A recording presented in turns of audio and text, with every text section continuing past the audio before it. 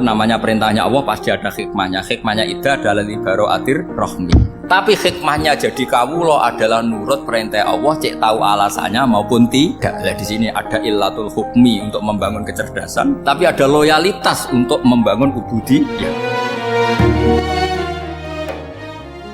Kalau nggak ada nasa manso, maka orang selalu berpikir, pokoknya yang penting ikut Nabi. Nah itu bahayanya kalau Anda tidak tahu detail, jangan-jangan syariat yang kamu ikuti itu syariat yang sudah berstatus mansukhoh, telah dicabut.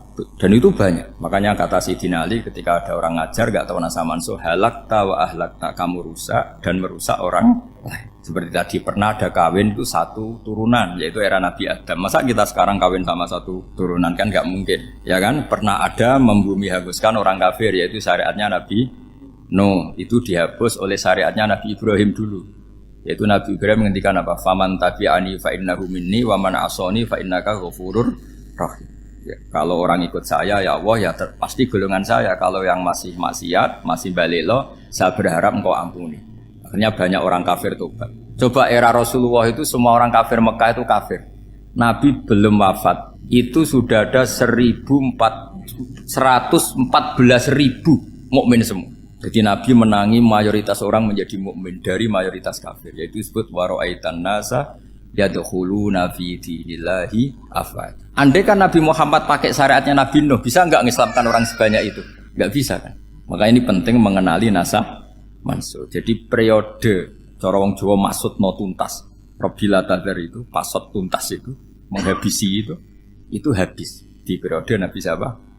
No, syariat itu sudah enggak dipakai lagi. Yang dipakai apa? Faman tabi'ani fa innahu minni wa man asoni fa innaka ghafurur rahim. Lah Nabi Muhammad ini Nabi yang kena khitab anit tabi' millata Ibrahim hanifah. Jadi masternya Nabi Muhammad itu mentornya Nabi Ibrahim. Sehingga syariatnya ya faman tabi'ani fa innahu minni wa man asoni fa innaka ghafurur rahim. Tidak syariat Rabbila tadzar 'alal ardi minal kafirina daya. Jelas ya. Jadi mengenali nasa mansuh itu penting sekali karena kalau ndak Anda halakta wa ahlakta, kamu merusak diri kamu sendiri juga merusak orang lain karena menfatwakan hukum yang sebetulnya sudah berstatus mansukh. Hanya berdasar itu kan syariatnya nabi-nabi dulu. Syariat yang apa? Syariat yang nggak pernah terhapus hanya satu, usuluddin, yaitu tauhid, itu sama. Tapi kalau syariat itu beda-beda, atau furu'iyah itu beda-beda. Itu tadi saya beri contoh, era Nabi dulu kalau ada pakaian najis, dipotong, dibuang. Era Nabi Muhammad dicuci. Orang kafir dihabisi oleh langit. Era Nabi Muhammad nggak boleh, bahkan didoakan Allahumma hdi qaumi fa innahum la ya'lamun.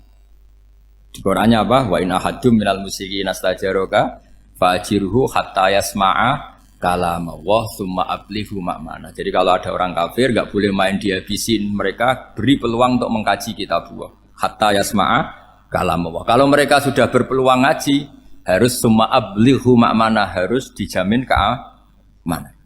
Ya, karena apa? Dzalika bi annahum qaumul la ya'lamun. Bagaimanapun mereka memang karena tidak tahu. Nah, kenapa tidak tahu? Enggak.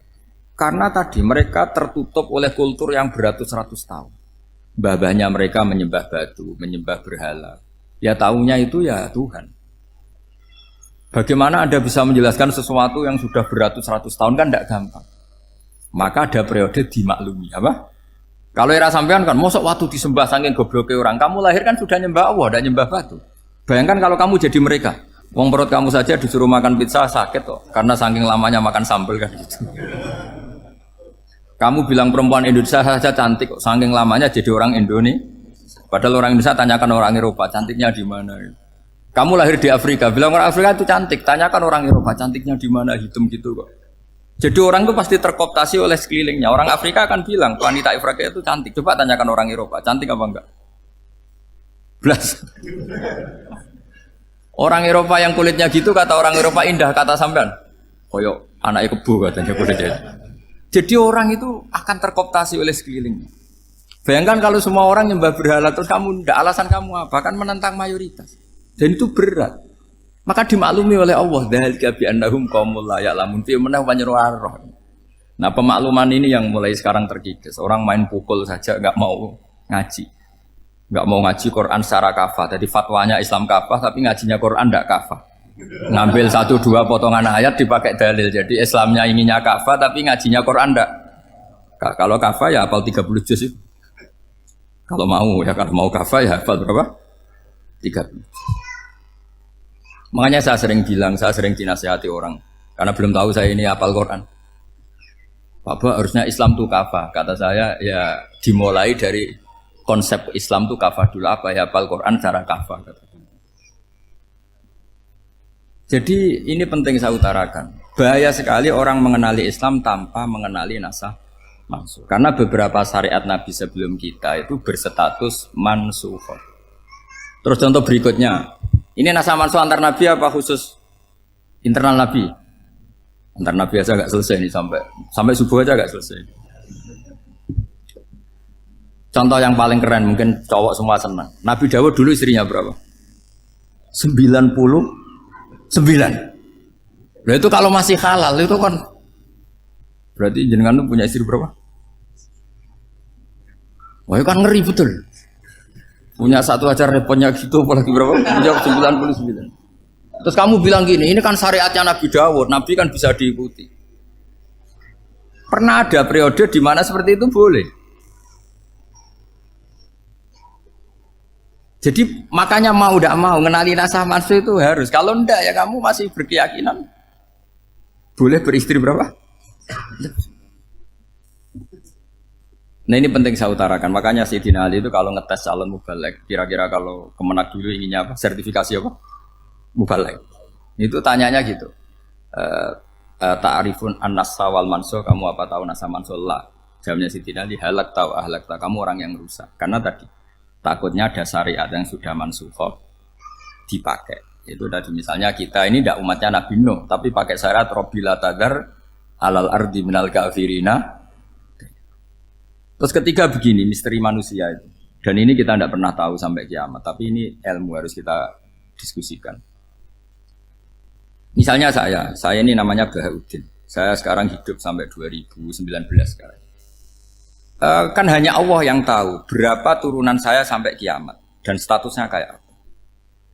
Donald Trump juga gitu. Donald Trump itu sekarang kafir, tapi kita tidak pernah tahu nanti turunan keberapa ada yang Muslim. Lah turunan yang calon Muslim ini diletakkan di mana kita tidak tahu. Yang jelas kalau kamu bunuh itu katut itu. Artinya gini, logika membiarkan orang kafir itu ya ada logikanya. Gitu. Logika membunuh karena mereka mau membunuh kita ya ada logika fikihnya karena kalau kita ada membunuh dibunuh. Makanya semuanya hukum ini terus bergantung al-hukmu yaduru ma'ilatihi wujudan wa'adam. Di sini terus dipertemukan. Makanya semua nabi itu kalau yang namanya membunuh pasti pas perang saja karena ini kondisi yang memang pilihannya hanya dua, kalau nggak dibunuh ya membunuh. Ada duel lah itu. Maka ini butuh kajian fikih dan orang nggak boleh subjektif dalam hal ini. Saya ulang lagi, tidak boleh subjektif. Karena tadi, orang yang kamu katakan sekarang misalnya Zaid, kamu itu bodoh sekali. Kenapa bodoh? Nggak hafal Quran, nggak pernah kuliah, nggak pernah ngaji. Ternyata Zaid ini bersemayam calon anak yang alim alama hafal Quran. Namanya Umar, tapi masih jadi sperma. Suatu saat Zaid itu punya anak alim alama. Kan banyak orang nggak bisa baca Quran, punya anak hafid. Banyak nggak di Indonesia? Banyak nggak petani yang punya anak dekan? Petani punya anak dekan. Yang dekan punya anak naik kelas saja susahnya bukan main. Banyak kan? Nah ketika dibalik nanti ada dekan punya anak goblok, yang petani punya anak dekan pinter mana? Kita tidak pernah tahu. Makanya ini kan ya sudah kalau nggak pernah tahu ya bilang saja wallahu alam kan selesai. Daripada keminter keliru kan ada wallahu alam. Makanya cerita favorit guru saya, Kiai Haji Maimun Zubair itu punya apa namanya Kiai Zubair. Itu cerita favoritnya itu ada santri namanya Soleh. Soleh itu alim alam. Orang Madura itu cara berpikir kan kalau kiai saja alim seperti itu, apalagi bapaknya. Pas bapaknya main ke pondok, santrinya ada ribuan. Bapaknya main ke pondok itu, sholat itu ya gak bener, gak sesuai sunnah Rasul lah kira-kira gitu. Sudah sholat itu gak bener apa-apa gak bener. Masih ditakwil sama santri Madura karena orang Madura itu kultus. Mungkin khilaf itu satu khusus, pokoknya perlakuan khusus. Suatu saat saking bodohnya orang itu kenceng tuh pinggir musola. Wah ini nggak bisa ditakwil lagi, akhirnya nggak bisa ditakwil tuh nggak. Wah ini sudah nggak bener ini, nggak bener. Singkat cerita santri tadi nggak kuat matur ke kiainya, Pak Yai. jenengan sealim itu kok bapaknya segoblok itu. Kenapa? Ya, dia kencing pinggir musola. Oh bapak saya itu pinter sekali. Kok bisa? Karena beliau yang memutuskan saya mondok sampai saya jadi alim alama seperti ini. Yang bodoh itu mbah saya. Yang bodoh itu mbah saya.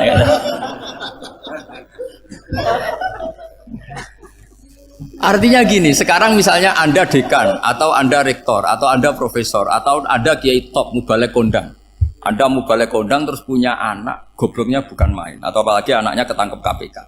Yang satu anaknya orang bodoh jadi dekan. Kalau kompetisi ini pinter mana coba? Ada ahli metodologi tapi anaknya itu terlibat narkoba. Yang ini petani utun, anaknya dekan. Kira-kira kalau dikompetisikan pinter mana? Anaknya pinter petani tadi gitu. Yang ketika petani kamu vonis bodoh gitu. Tapi siapa tahu kalau ini menyimpan calon. Paham ya? Kita tidak pernah tahu. Makanya Quran selalu ngajari dalam ilmu sosial itu wa in adri la'allahu fitnatul lakum wa mata'un ila. Dalam ilmu sosial itu kita harus jawab tidak tahu. Karena mungkin. Makanya saya tadi pagi ngaji di direktorat saya bilang, saya pernah diprotes orang, Gus kamu udah jelas 01 atau 02. Ya saya jawab gitu. Manusia itu makhluk yang paling nggak jelas gitu.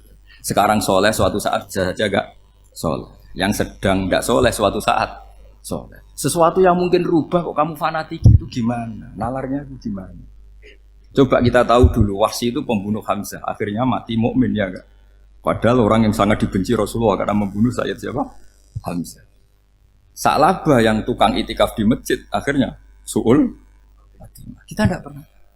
Nah kalau enggak pernah tahu ya enggak usah terlalu fanatik biasa. Kayak jenengan seneng saya itu ya saya enggak tahu sampai kapan ya. Saya seneng sampean sampai kapan ya enggak tahu. Kayak suami istri. Pas nikah harmonis bulan madu sampai kapan bertanya. Yang jelas paling awet itu pasangan jelek itu pasti nggak awet. Makanya jadi guyonan. Pasangan itu jangan baik-baik gak awet. Kalau jelek itu awet. Ternyata maksudnya cantik sama ganteng. Itu suatu saat pasti jadi jelek. Yang jelek sama jelek pasti jelek terus. Makanya jadi guyonan. Kalau pasangan jelek itu awet katanya. Tapi kalau pasangan baik, ternyata baik wajahnya itu pasti gak awet. Suatu saat pasti jelek, tapi yang jelek awet karena mulai dulu ya jelek sampai itu awet jeleknya maksudnya bukan ya jelas ya. Jadi saya mohon sekali ini ilmu sampai ndak urusan ini bukan urusan cocok ndak cocok tapi ilmu harus kita dengar bahwa syariatnya para nabi itu yang sifatnya furu'iyah tidak usuliyah tidak tauhid itu potensi rubah sehingga mengkaji nasab mansukh itu satu keharusan seorang ulama. Makanya setiap ada syariat nabi hal hadis syariah mu'abbadah amla, mansukha amla. Karena potensi itu tinggi. Kita tahu dulu semua nabi sholat menghadap apa? Baitul Maqdis. Era Rasulullah dipindah ke Ka'bah. Tapi kalau kamu katakan total Baitul Maqdis ya tidak juga. Nabi Ibrahim mulai dulu madhabnya ke Ka'bah. Tapi kalau Nabi Musa ke Baitul Maqdis. Terus kamu bilang ini 01, 02 ya memang syariat jadi sesuatu yang furu'iyah. Nah, kenapa ini furu'iyah? Jawabannya sederhana. Ketika seseorang menghadap Ka'bah itu menghadap batu apa menghadap Allah? Allah. Ketika menghadap Baitul Maqdis hakikatnya menghadap Allah apa menghadap Baitul Maqdis? Allah. Maka menghadap Ka'bah itu sebenarnya masalah furu'iyah. Yang masalah usuliyah adalah inni wajjahtu wajhiya lilladzi fataras samawati wal ardh. Yang permanen adalah menghadap Allah Subhanahu wa taala. Cuma secara prosedur syariatnya secara zahir menghadap Ka'bah. Maka potensi rubah karena ternyata itu furu'iyah. Untuk kiblatnya itu furu'iyah. Yang permanen adalah menghadap ke Allah Subhanahu wa taala. Ini pentingnya. Jadi terus sekarang masih antar nabi apa di internal nabi? Ini sudah mau selesai waktunya, sudah habis ini. Internal. Ini sudah selesai ini sudah pas itu. Mohon Pak Amir. Oh. Jam sudah sampai mana tadi? Diteruskan apa enggak? Sudah ya, sudah kayaknya sudah. Biar kelihatan cerdas. Sekali pertemuan sudah pinter gitu. Berapa? Setengah jam sudah pinter gitu. Yang internal nabi apa antar nabi? Internal ya, sudah sekarang ke internal. Kalau internal lebih banyak lagi contohnya. Yang masyhur tentu masalah Baitul Maqdis. Dulu Rasulullah pernah sholat menghadap Baitul Maqdis 16 bulan. Berapa? 16 bulan. Kila 17. Pokoknya khilafnya hanya 16 dan 17. Kalau ada bilang 10 bulan berarti gak pernah ngaji. Khilafnya, karena khilafnya itu hanya 17 sama 16. Akhirnya sama Allah diminta disuruh menghadap ke Ka'bah. Saya ulang lagi, itu tetap masalah antar nabi sebetulnya. Begini. Makom itu kalau dalam bahasa Arab bukan kuburan. Kalau di Indonesia kan makomnya Sunan Bonang itu kan kuburan. Kalau makom dalam bahasa Arab itu sesuatu yang pernah dipakai singgah, itu namanya apa? Makom. Lalu Rasulullah itu pertama di Medina itu madhep Baitul Maqdis itu 16 bulan. Orang Yahudi senangnya bukan main. Sampai mereka bilang gini, Muhammad tuh gaya-gaya nantok punya agama baru. Tapi kiblatnya ikut kita. Baguslah anak itu katanya. Masih tahu diri katanya. Bagus katanya itu masih tahu diri. Jadi senangnya bukan main orang Yahudi. Karena kiblatnya Muhammad sama dengan mereka. Ya tentu mereka jangkar Muhammad, bukan Sayyidina Muhammad atau Rasul Muhammad, karena mereka masih gak iman. Nabi itu ya agak tersiksa karena beliau secara gen turunan Nabi Ibrahim dan kiblatnya Ibrahim itu Ka'bah. Agak tersiksa tapi sami'na wa ata'na tetap madhab ke Baitul Maqdis berapa? 16 bulan. Suatu saat Nabi Muhammad itu disuruh madhep Ka'bah. Ini dengerin. Akhirnya madhep ke Ka'bah. Apa yang terjadi? Orang Yahudi komentar gini, Muhammad itu gimana? Dia di perantauan, rindu sama keluarganya. Terus rindunya itu diaplikasikan jadi perilaku agama. Jadi dia madhep Ka'bah dianggap kangen. Kayak saya kan orang Rembang. Rembang itu apanya Jogja? Timurnya apa? Nggak, Jakarta itu mana Jakarta itu? Barat sana ya? Ibaratnya saya orang Jakarta, terus merantau di Jogja. Dulu kiblatnya itu menghadap ke timur. Terus ketika madhep ke barat kata sampean, wah itu Pak Dune kangen apa? Keluarga. Juga kurang ajar orang Yahudi. Jadi orang Yahudi itu memang paling pinter bully. Makanya kalau sampean tukang bully itu ya agak-agak ya enggak. Saya enggak ngomong agak ya, pokoknya agak-agak ya. Pinter bully orang Yahudi. Makanya enggak ada orang debat sepinter orang Yahudi. Yang bisa ngalahkan hanya Tuhan itu. Orang Yahudi yang bisa ngalahkan hanya Tuhan. Loh Sayyidina Ali tak orang paling terkenal cerdas. Itu kalau sama orang Yahudi itu pusing. Karena ya apa logikanya itu? Saya beri sekian contoh. Ada orang Yahudi tanya gini, Muhammad kalau kambing mati itu yang bunuh siapa? Ya Allah, mati langsung itu. Agama kamu itu aneh, Mak. Yang langsung sentuhan Allah haram, tapi yang lewat tangan-tangan jahil manusia malah halal. Harusnya itu yang halal kan orisinal langsung Allah yang bunuh. Jadi utaknya itu aneh, dari cara berpikir itu aneh.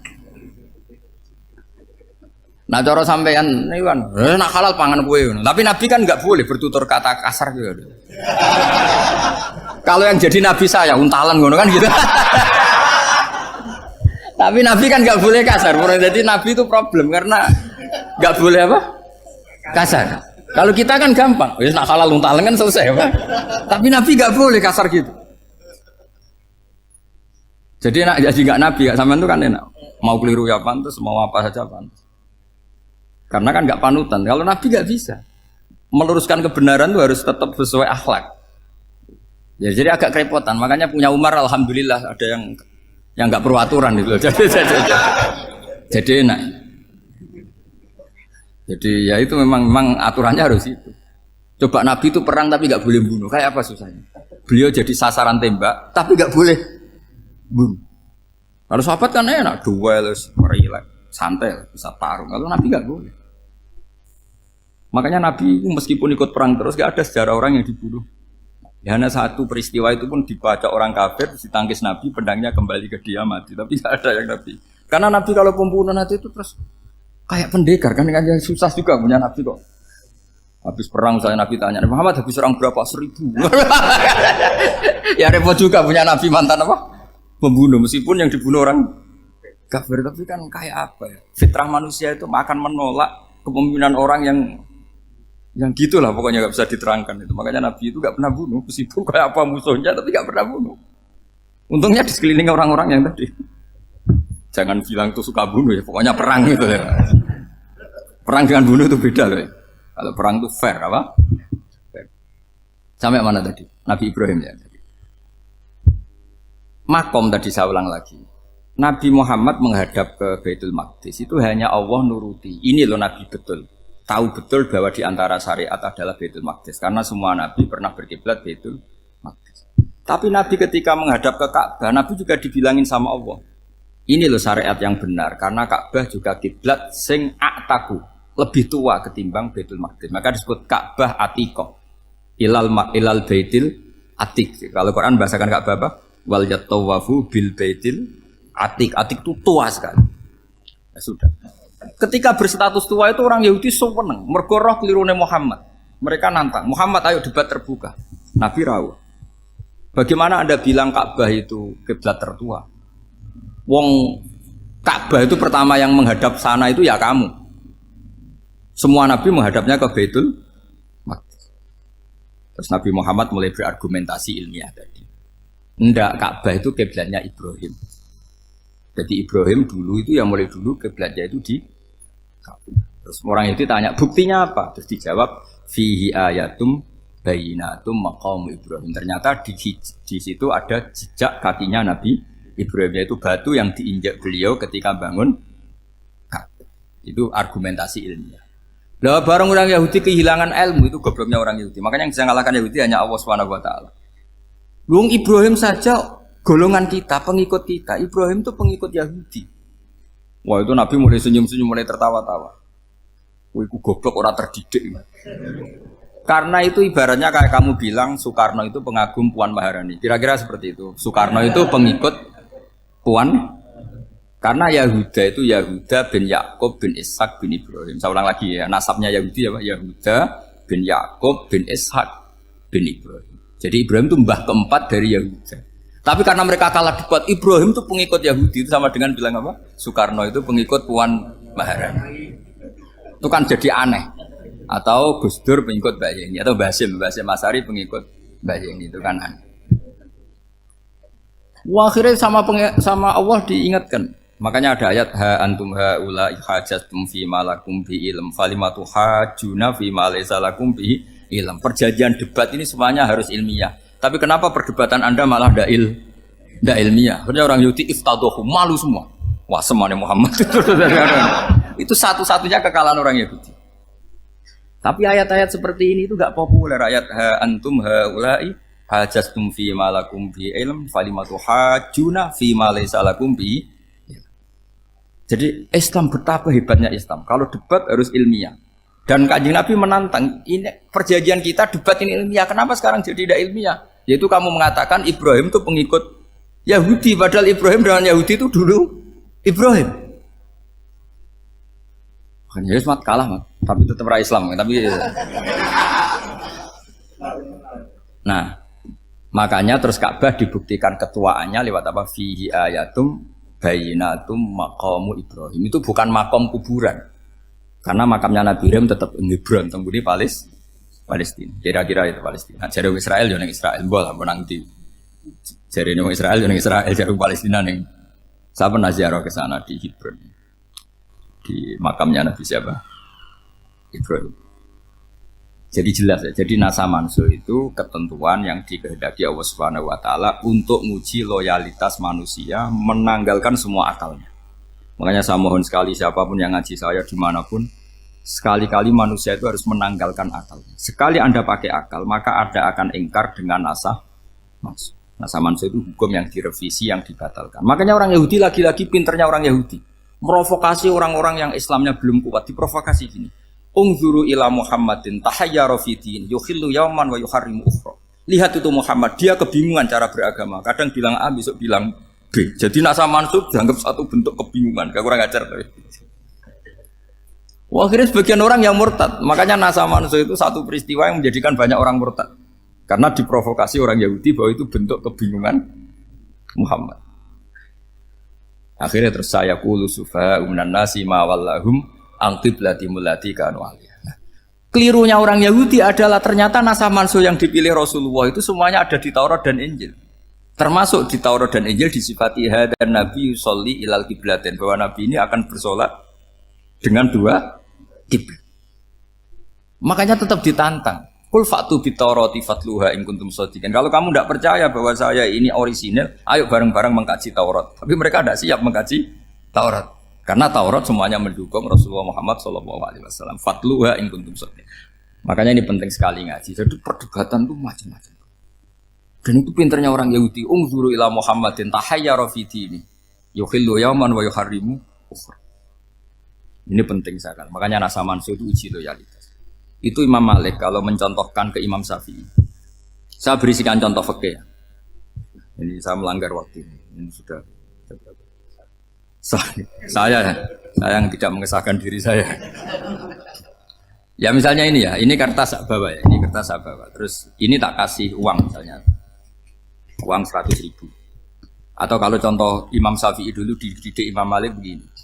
Ya Syafi'i kalau kamu punya 2 budak, 2 pembantu, kalau dulu kan masih ada budak, 2 pembantu lah kira-kira. Seneng mana, yang cerdas sama yang goblok? Seneng yang cerdas. Kalau yang nurut sama yang bantahan, seneng yang nurut. Lah yang nurut itu yang goblok. Makanya tinggal dibalik saja. Kamu tak beda ya. Seneng mana punya istri yang cerdas apa yang goblok? Coba jawab. Atau ibu-ibu mbak-mbak ini, seneng mana punya suami yang cerdas atau yang goblok? Kalau cerdas gak bisa diakali. Tapi goblok nurut tapi ya kadang di sini kan di sini. Nah, itu kan antar manusia. Masalahnya kita menghadapi Allah Subhanahu wa taala yang semua kita pasti bodoh.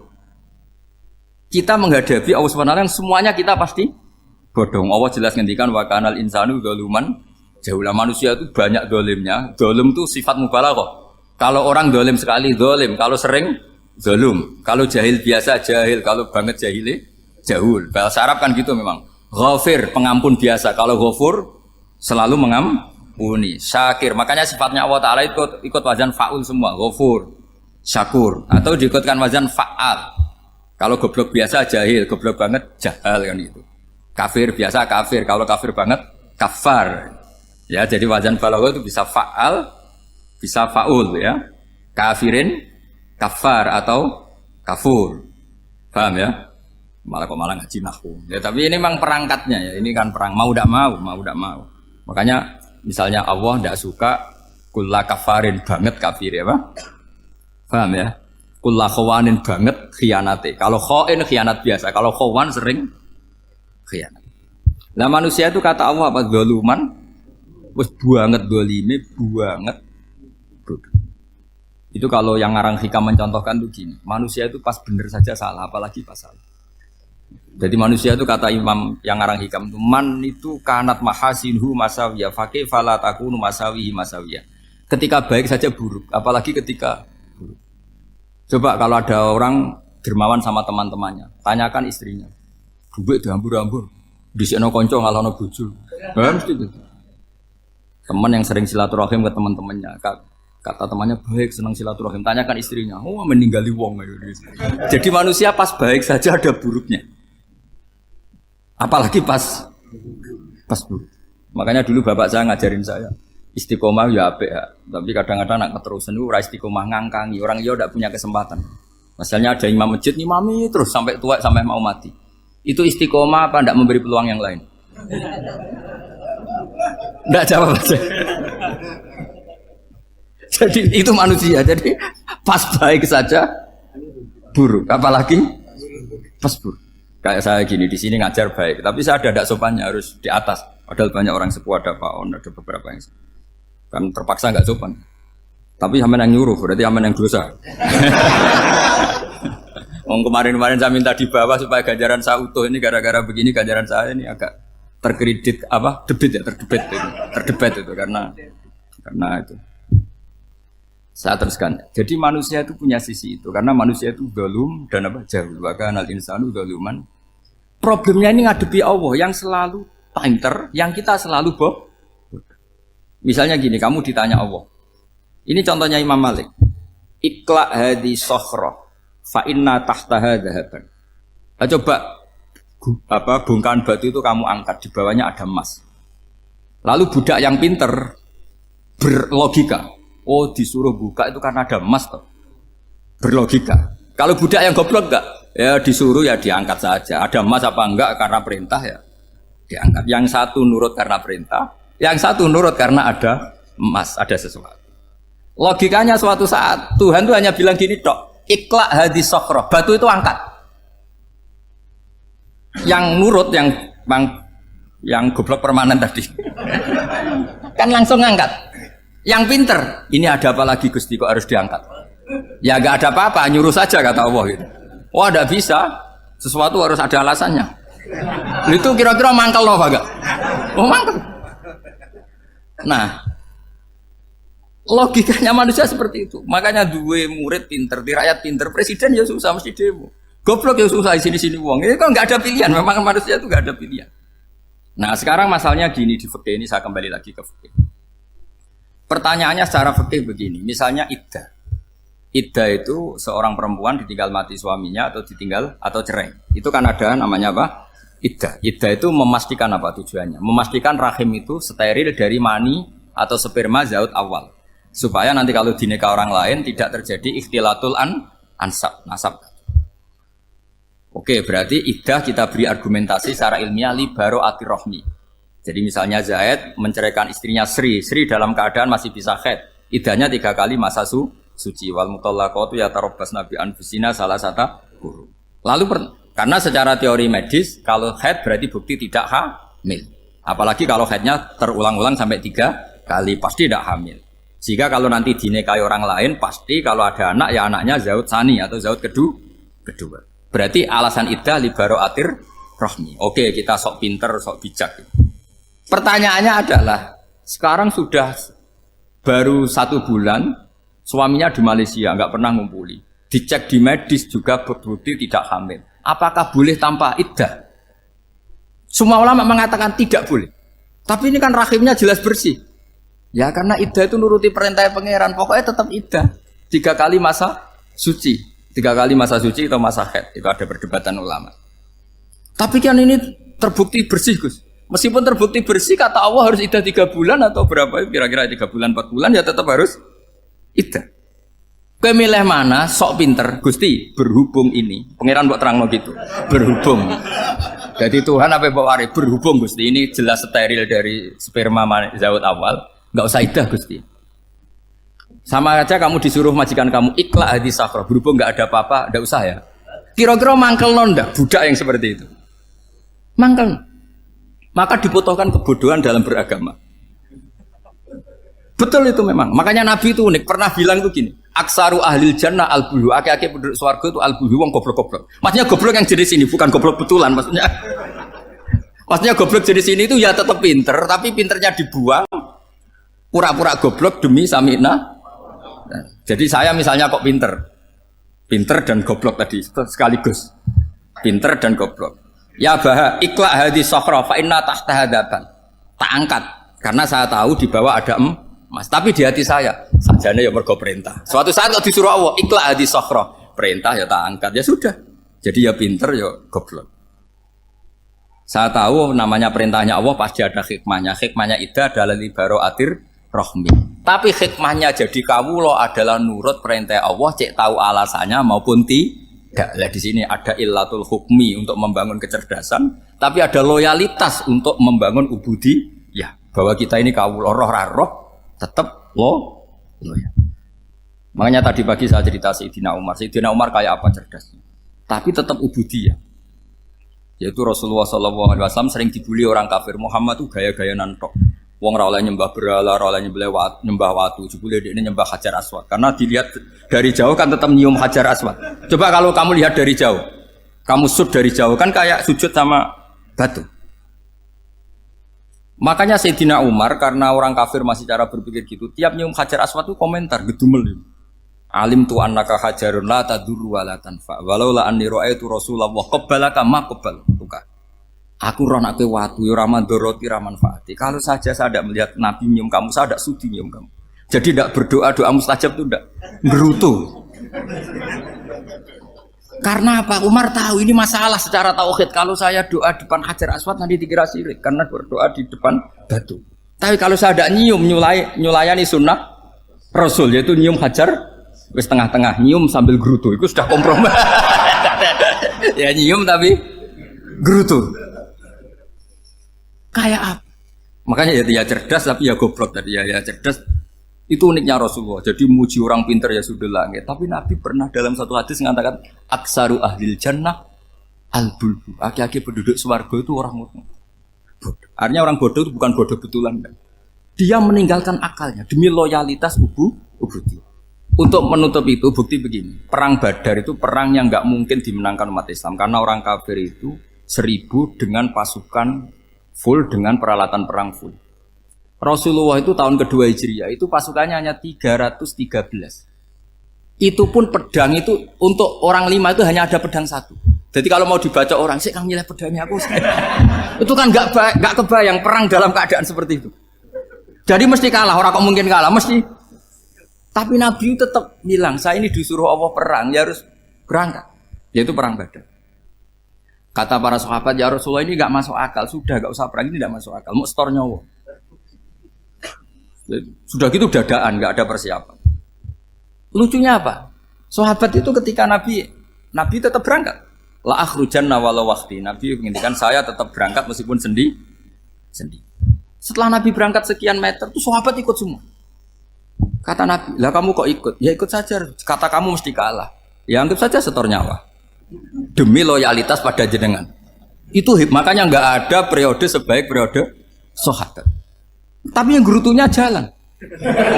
Karena gerutu ini bawaan ilmiah. Makanya kita loyal sama presiden. Tapi yang nggak cocok ya gerutunya jalan. Tapi bawaan mencintai Indonesia tetap jaga stabilitas. Itu bawaan cinta Indonesia, bukan cinta pejabatnya kadang. Gerutunya jalan, tapi bawaan loyal sama Indonesia tetap mengaku. Bawaan loyal sama Rasulullah tetap ikut perang, bawaan akal karena nggak masuk akal ya gerutu. Dan itu uniknya Quran itu mengapresiasi itu dan dianggap nggak masalah. Saya bacakan ayatnya. Kama akhrajaka rabbuka min baitika bil haqq wa inna fariqam minal mu'minina lakarihun yujadilunaka fil haqqi ba'dama tabayyana ka'annama yusaquna ilal mauti wa hum yanzurun. Peristiwa Badar ada peristiwa kamu itu keluar untuk perang. Sahabat kamu ngikuti, tapi mereka lakarihun, enggak senang sebetulnya. Karena enggak masuk akal. Ya geremeng tapi ya derek. Yujadilunaka fil haqq, mereka mendebat kamu dalam kebenaran. Jadi ya Rasulullah wong perang karuan kalah jenengan lakoni alasane nopo? Lah kok melok? Ya saya harus ikut jenengan Nabi. Itu unik. Kalau orang sekarang mana mau, kalau gak masuk akal gak mau melakukan. Coba misalnya istri kamu belajarnya dikurangi. Anggap saja petualangan latihan hidup di masa lalu. Gak mau. Padahal petualangan itu hal yang indah. Petualangan itu kan hal yang indah, kan gak mau. Oh ngirit aja alasan. Tapi lucunya kalau dijak camping bermiskin-miskin di hutan mau. Karena karpe dhewe, tapi nak suami yang ngongkon. Ayolah seminggu ini kita model miskin, anggap aja petualangan masa lalu. Enggak mah. Karena pinter, apa? Coba kalau bodoh. Ya ngono ya apa-apa Mas. Tapi resikonya nak bodoh, pas kamu sakit ya dibiarin. Karena dia melihat sakit kan biasa, namanya manusia. Jadi makanya ini pilihannya susah, hidup itu masih susah makanya ini. Jadi uniknya Quran gitu, Quran itu membolehkan psikologi manusia. Makanya Allah ngendikan kutiba alaikumul qital wa huwa kurhul lakum. Ya saya tahu kamu tidak suka perang. Allah yang ngakui bahwa kurhul, enggak apa-apa. Tapi ketidaksenangan kita harus dilawan demi mengikuti Allah dan misalnya perempuan Allah juga gitu. Wa ashiruhunna bil ma'ruf. Gauli istri kamu muamalah secara baik. Kata Allah fa in karihtumuhunna fa asa an takrahu syai'a wa ja'alallahu fi khairan kasira. Mungkin ada watak yang kamu tidak suka, tapi di situ ada kebaikan. Allah ngaku yang namanya suami mesti ada watak yang nggak suka dari istrinya. Juga sebaliknya lebih banyak lagi yang suami istri kamu nggak suka watak kamu, juga nggak suka hidung kamu, wajah kamu banyak lah yang nggak disuka. Tapi demi kestabilan negara suami istri ini, mereka loyal. Justru itu bagus. Maka jagalah ilmu, juga jagalah loyalitas.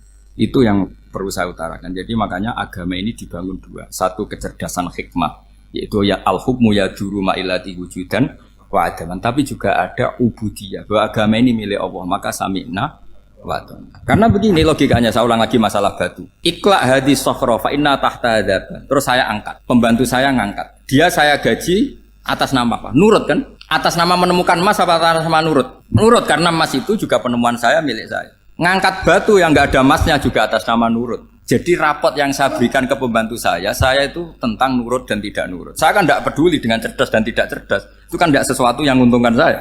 Nah Allah juga gitu. Kecerdasan kamu, pinter kamu itu tidak menguntungkan Allah Subhanahu wa Ta'ala. Karena Allah itu tidak butuh pinter kamu, cerdas kamu. Allah hanya butuh mental ubudiyah kamu. Makanya Allah mensifati nabinya hanya subhanalladzi asra bi abdihi, karena status tertinggi manusia adalah sifat kehambaan. Makanya ya Tuhan nafsul mutmainnah irji'i ila rabbiki radhiyatam mardiyah fadkhuli fi ibadi. Berstatuslah sebagai hamba baru wadkhuli jannah. Nah, kalau kamu berstatus hamba ya harus baik, gak usah kalian bantah. Coba kalau kamu rasional, ya Allah kenapa bikin surga nanti-nanti? Engkau kan bikin sekarang, ngapain repot-repot nanti? Jadi kacau semua agama. Makanya yang perlu didahulukan adalah status ya Tuhan nafsul mutmainnah irji'i ila rabbiki radhiyatam mardiyah fadkhuli fi ibadi. Masuklah berstatus sebagai hamba saya. Khasnya hamba tadi, ya cerdas karena semua yang diperintahkan Allah pasti ada hikmahnya. Tapi kecerdasan ini kadang kita tinggalkan demi loyalitas ubudiyah. Assalamualaikum warahmatullahi wabarakatuh. Assalamualaikum warahmatullahi wabarakatuh. Assalamualaikum warahmatullahi wabarakatuh. Assalamualaikum warahmatullahi wabarakatuh.